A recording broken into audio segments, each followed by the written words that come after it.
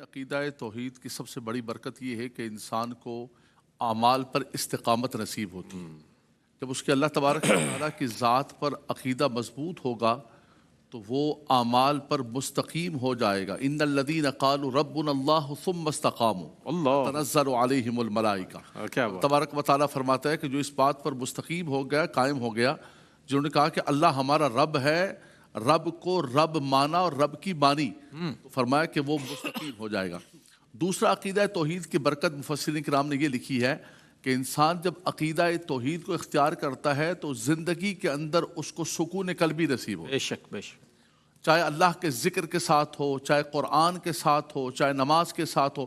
فرمایا الذین آمنوا وتطمئن قلوبہم بذکر اللہ، الا بذکر اللہ تطمئن القلوب۔ فرمایا کہ رب تبارک و تعالیٰ اسے اطمینان قلبی کی نعمت عطا فرماتا ہے۔ تیسرا یہ ہے کہ جب انسان عبادت کے ذریعے اس کو توحید کا عقیدہ جتنا زیادہ مضبوط ہوگا، اتنا زیادہ عبادت کے اندر اس کو خشوع اور خضوع اور عبادت کے اندر اس کو لذت محسوس اللہ کے نبی صلی اللہ علیہ وسلم نے فرمایا کہ جب تم اللہ کی بارگاہ کے اندر عبادت کرنے لگو تو بالکل یکسوئی کے ساتھ کرو اور اس انداز سے اپنے رب کی بارگاہ کے اندر کھڑے ہو۔ ان تعبد اللہ کأنک تراہ فإن لم تکن تراہ فإنہ یراک۔ اتنا انسان متوجہ ہو کر اللہ کی بارگاہ کے اندر کھڑے ہو کہ وہ رب کو دیکھ رہا ہے۔ بھائی یہ تب نصیب ہوتا ہے کہ جب اس کے دل کے اندر عقیدہ توحید جتنا زیادہ مضبوط ہوگا، اس کے اثرات ہوں گے۔ فرمایا اگر یہ نہیں حاصل کر سکتے تو کم از کم فإنہ یراک،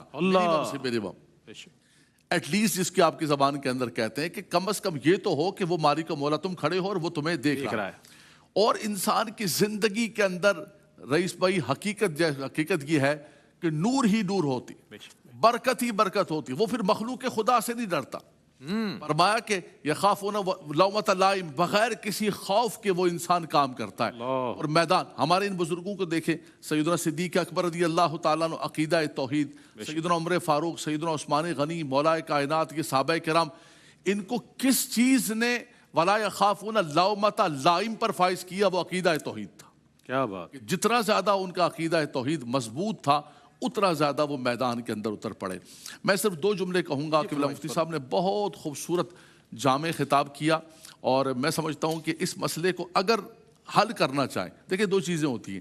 آپ نے دیکھا نا کہ وہ بیٹھ کے گیم کھیل رہے ہوتے ہیں، تیری پارٹی مرد آباد، میری پارٹی زندہ باد، ہیں جی، بلیم گیم کر رہے ہوتے ہیں۔ اگر تو آپ کو پارٹی کھیلنی ہے اور اگر تو آپ کو امت کو انتشار کے اندر، افتراق کے اندر ڈالنا ہے اور گیم سکورنگ کرنی ہے، مجھے ایسی پوائنٹ گیم کرنا، تو پھر تو آپ لگے رہیں رات دن لگے رہیں، اسی کے اوپر باتیں کرتے رہیں۔ شام کے اندر کیا ہو رہا ہے، عراق کے اندر کیا ہو رہا ہے، افغانستان کے اندر کیا ہو رہا ہے، پوری دنیا کے اندر مسلمان مر رہے ہیں، اور ہماری تقریروں کے موضوع یہی ہے کہ مسلمانوں کو مشرک بناؤ، مسلمانوں کو بدعتی بناؤ۔ اگر آپ نے اسی پر سارا سٹرکچر رکھنا ہے تو پھر تو صحیح ہے۔ ورنہ مفتی صاحب نے کتنا قرآن پاک سے کتنا خوبصورت دیا، علامہ صاحب نے کتنا خوبصورت دیا کہ دیکھیں اتنی سی بنیادی بات ہے کہ جو صفات اللہ کی مخلوق کے اندر، مثال کے طور پہ قرآن مجید فرقان حمید کی ایک آیت کریمہ ہے، رب تعالیٰ فرماتا ہے ان اللہ بالناس لرؤوف الرحیم۔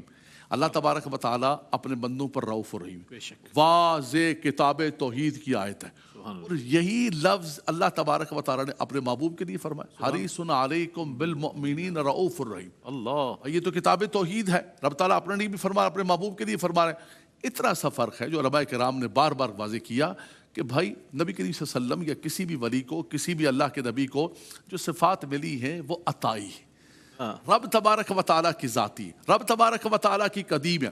مفتی صاحب نے حضرت عیسیٰ علیہ السلام کا کتنا واضح فرمایا، دیکھیں وہ کتنا بڑا جملہ کہہ رہے ہیں، کہتے ہیں انی اخلق لکم من الطین کہیئۃ الطیر فانفخ فیہ فیکون طیرا۔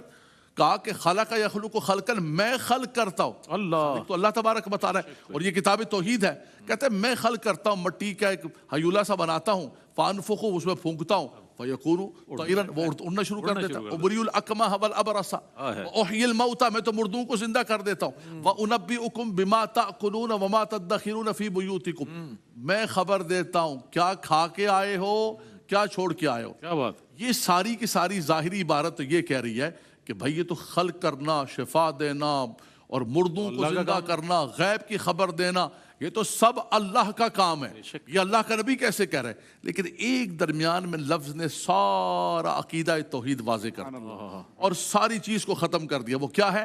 انی اخلق لکم من الطین کہیئۃ الطیر فانفخ فیہ فیکون طیرا باذن اللہ۔ بس کیا بات! وَأُنَبِّئُكُم بِمَا تَأْكُلُونَ وَمَا تَدَّخِرُونَ فِي بُيُوتِكُمْ وَأُحْيِي الْمَوْتَىٰ بِإِذْنِ اللَّهِ۔ فرمایا اتنی سی بات سمجھ لو کہ یہ میرا ذاتی نہیں ہے۔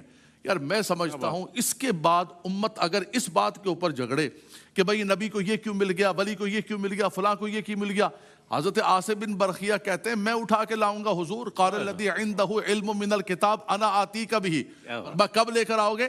فرمایا قبل ان یرتد الیک طرفک، آئیز جو ہے بالکل اوپن ہوں گی، کلوز ہوں گی، اٹھا کے لے کر آ جاؤں گا۔ یار یہ تو اتنی بڑی طاقت کیسے ہو سکتی ہے قرآن کے اندر؟ فرمایا کہ رب نے طاقت عطا فرمائی۔ کیا بات!